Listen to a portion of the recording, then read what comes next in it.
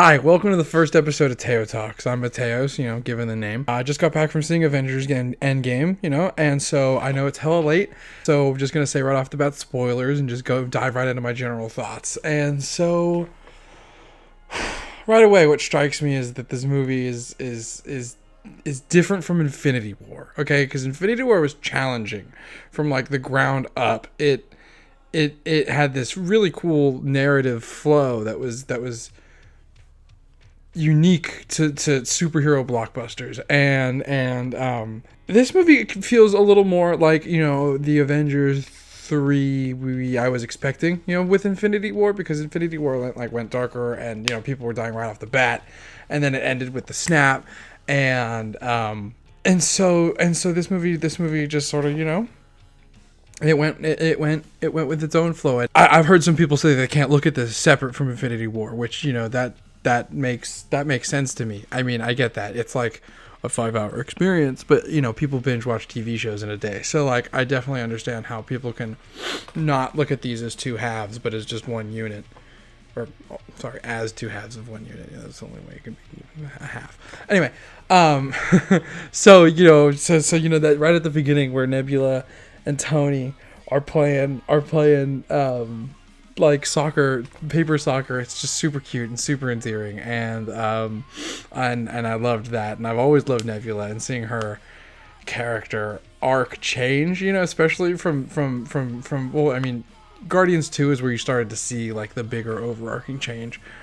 So she's great. I'm glad that she got some levity in this moment, and seeing her taking care of Tony and taking him, covering him up and taking him around, just shows this compassionate side to her that I think a lot of people weren't privy to. People that I saw the movie with, didn't realize. And it was just, I'm a little confused as to how Captain Marvel found Tony, because he was near Titan.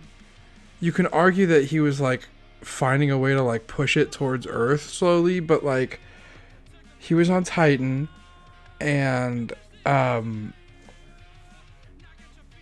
they were fucking in space. They were fucking in space on a spaceship. Captain Marvel just sort of flies by, and it's presuming that she's on her way to Earth after the distress signal. And so she just finds them just floating out there, and it's like, okay, this is cool. I wasn't expecting this. I was expecting Tony to figure out some silly thing, but it's just like, get this out of the way. Like, just move on with the story, which is just, thank you. And I'm going to move on with my conversation.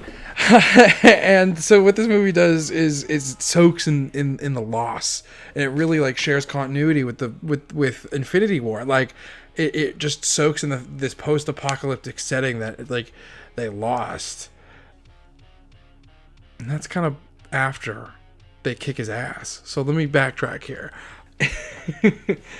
Captain Marvel takes Tony back to Earth, and she's just like, let's get this son of a bitch. Let's just fuck him up. And it's like, oh my god, okay, she's gonna take the fight to Thanos. And I was really stoked about it, okay? Like, I was just like, Dragon Ball Z, let's go. And she shows up, and he's just sitting on the farm like, what's that smell? Smells like controversy, and it's just this big fight, and she just she grabs his arm. Thor just, like, everybody else shows up, Thor shows up, chops his fucking arm off, and they're just like, where are the stones? And he's like, I used the stones to destroy the stones. And they're just like, fuck, and Thor chops off his head. Like, that's straight savage. It's beautiful. It's beautiful. I loved it. And then the camera does this thing where it like blurs out on Thor as he like walks away. And it's just like, so did they just kill Thanos? And my fucking thought for this movie, that Thanos was going to be right. And in the finality of the universe, that they were going to need to bring him back for something. Like, you know what I mean? Like, they were going to need to, like, they kill him, but he was right, and they're gonna like, and they try to reverse it with the Infinity Stones or whatever, and they need his help, which is what I thought was gonna happen, because I got the Thanos imperative, I know my shit, okay, and but no, they just fucking murk him, and what ends up happening was something I actually totally did not call or expect, and was slightly disappointed by, but also it was really cool. I already said spoilers, it's his past self that gets ripped out of 2014 and brought to the present to with renewed will and insight into seeing that he was right. And so he hears himself say, like, I am inevitable. And it's like, really? He's like just self-indulgent? Like, that's what we're going to do? It's like Thanos is just going to be self-indulgent about himself, and him hearing himself saying is inevitable. Like, I thought it was going to be more like he knew, like he says in the first movie, he's like, I'm the only one who knows, or I'm the only one with the will to act on it. And I thought that was going to be like truth. I thought he was actually going to know something that we didn't know, that we'd find out in this movie. But no. But no, I was wrong. So it's just sort of a circle jerk. It's just sort of a Thanos circle jerk in his belief, in his ideology, and that was a little disappointing to me. But like, what the fuck, I don't care at the same time, because this was great. It was a great movie. So yeah, and then now after the movie jumps ahead 5 years, which is something also I didn't expect, but I'm like so gloriously thankful for, because I didn't expect it. It just like it's like I just can't predict the third act at this point, where it's like in most other movies it's like the third act you can see coming from a mile away, and it's like, oh god, I'm starting to fall asleep. But with this movie and Harry Potter 3, I think, with the time travel, I love that movie. The endings just throw me for a loop, and it's not because of time travel, but the time travel definitely helps with these two movies, which is coincidental. So basically, we cut ahead, and Cap is giving like AA help meetings, because people just need help and like what to do with their family is gone, their best friends are gone, half of everything is gone, and Hulk has merged with Banner. And now they're like this weird, it's like Professor Hulk, and it's super enjoyable and cute and a little off-putting. He's kind of aggressive. He's kind of a dick. And it's just like, okay. But maybe it's just because he's like coming to terms with himself. And so it's just funny. But like, what I really like about this movie is that it cuts the fat. Infinity War's biggest weakness was its endless roster of villains for Thanos to fight, being our main cast. And so with the snap happening, all these cast members, these excess cast members, have been cut away, and you really get to close out the story with the initial 6, which is just it's nice because their contracts are up, and it's this nice meta way of consolidating and just tying up loose ends and being done with it. That's not to say I don't want to see the future cast, because I want a movie with only them and the lack of 6 Avengers, because they've been so prominent. Everybody knows Tony Stark now. Like, he's a household name. He's been in so many movies, and so like it's gonna be nice to see a movie with a whole new cast. But I'm getting off topic, okay? So everything's in the shit, and a rat decides to fucking walk around in the fucking junkyard and save Ant-Man from this thing. And I thought he was going to let himself out, and the thing just protected him from the snap. And I guess in a way it did protect him from the snap.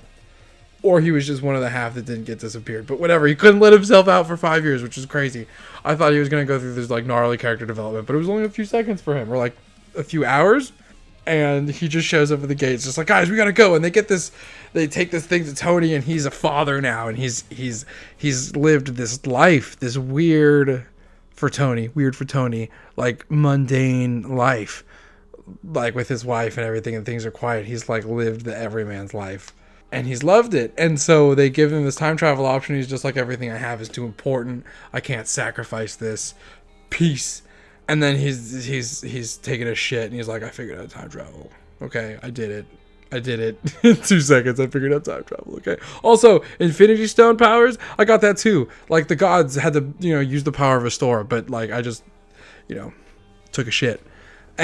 And this movie ends up going, it's like this heist type movie where they have to go around and grab all these Infinity Stones from different places in time. And I don't know how they picked these movies, because with the exception of Thor: The Dark World, it was like a Marvel's greatest hits. Okay, it was, except with the exception of like Iron Man, it was like the first Avengers and Guardians of the Galaxy and Infinity War. Like these 3 movies that were just like colossal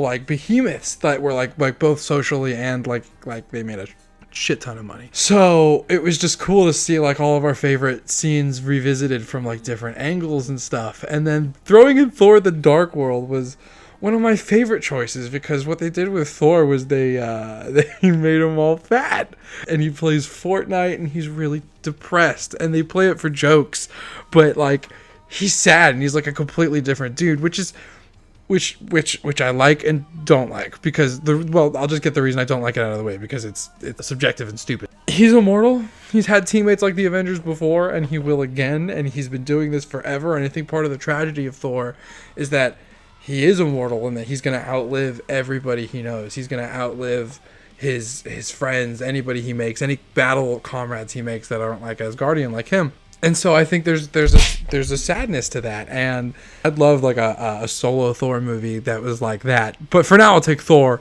as a member of the Guardians, because that's sick. Spoilers.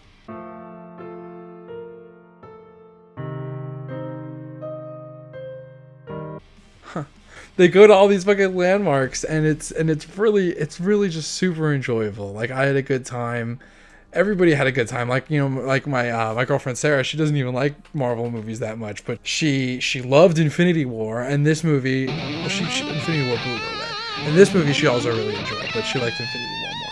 This is kind of weird, but they announced those TV shows, Disney Plus TV shows. The Falcon Winter Soldier one, that one sounds really interesting now, because it's gonna be Captain America, and I'm wondering if they're gonna like fight over the shield, because that would be fucking lame. Okay, if I would really love it if it's like a Bucky learning the modern world through Sam Wilson's Captain America, and have it be mildly socially conscious. I think that would make a really interesting TV show, okay, rather than just Winter Soldier Light, which is what I'm really hoping it's not. Like, I definitely want that tonality that the Russos established, but I definitely want to flesh these dudes out. If they're 6 to 8 episode shows, I want work.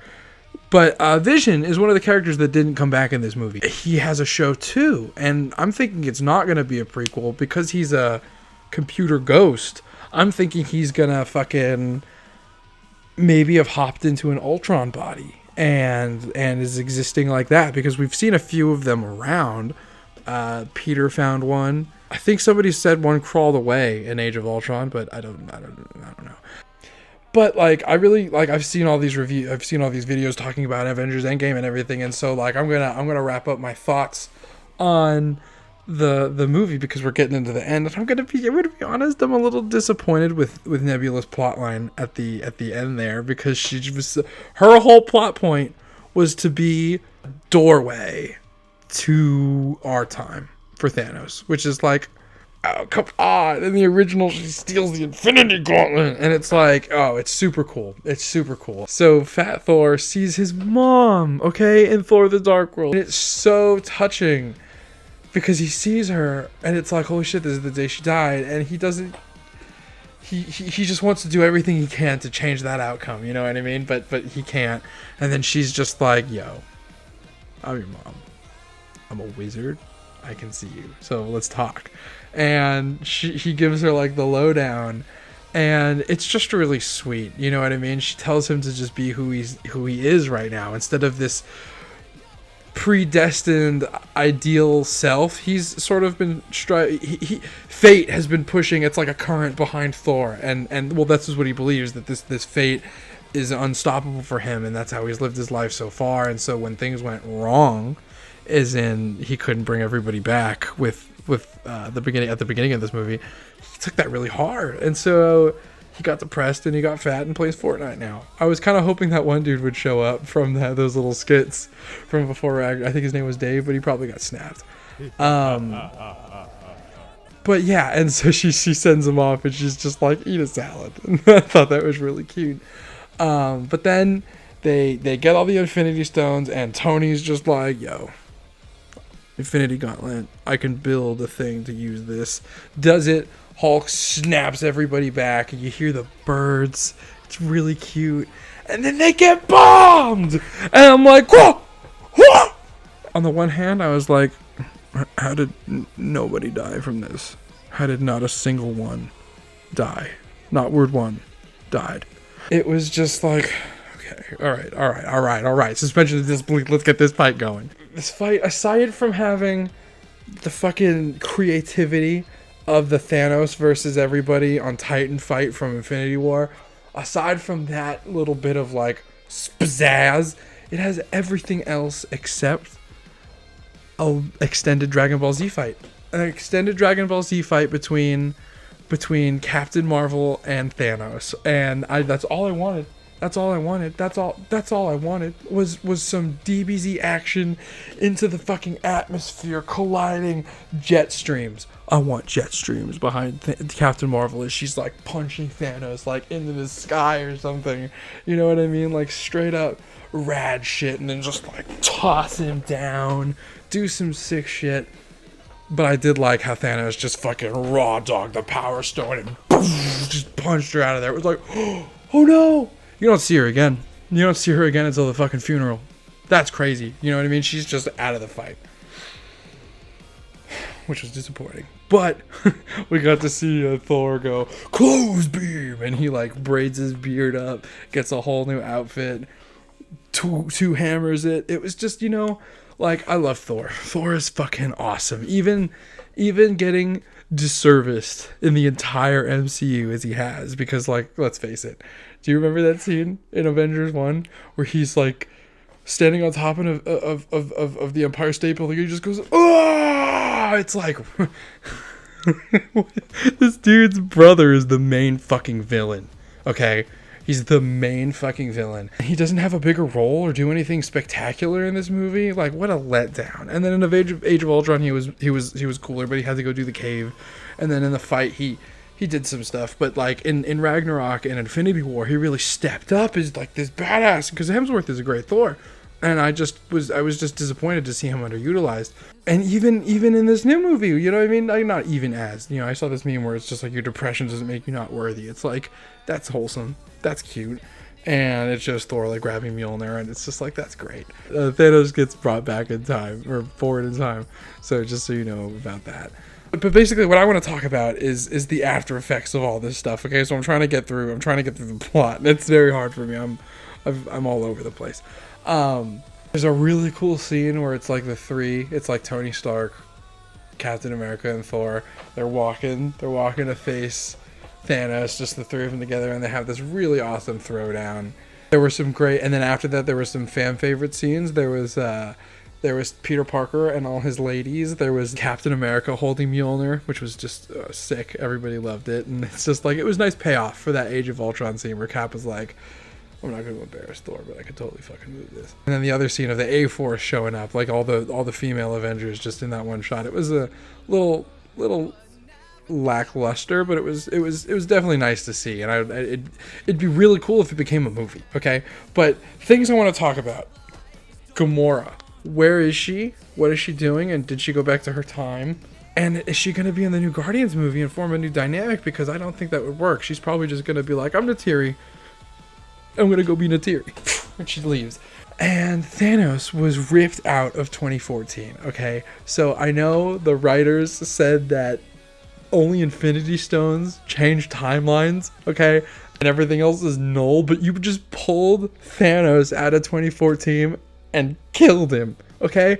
You created a vacuum of power in that world that's gonna just, so basically what I'm thinking is like with the Eternals movie coming out and Guardians 3 is supposed to be this floodgate for like a whole cosmic Avengers, you know what I mean, like its own thing.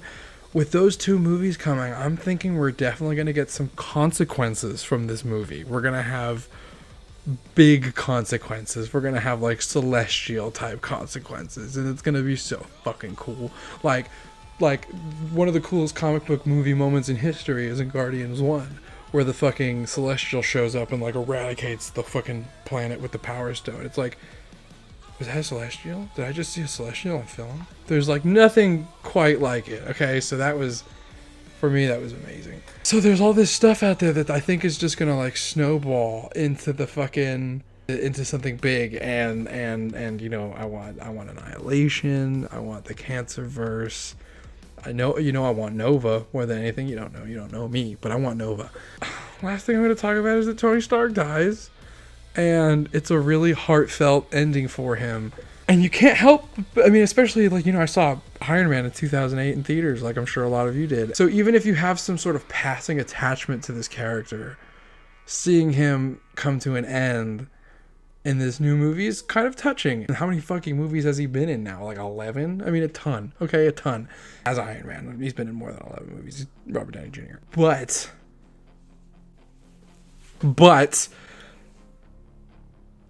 he's gone, and I see people talking about like how he's gonna come back in the next movies, and it's just like death already doesn't mean anything in comic books. Why are you trying to ruin it? Why are you trying to ruin the movies? Stop. Yeah, I already talked about Cap.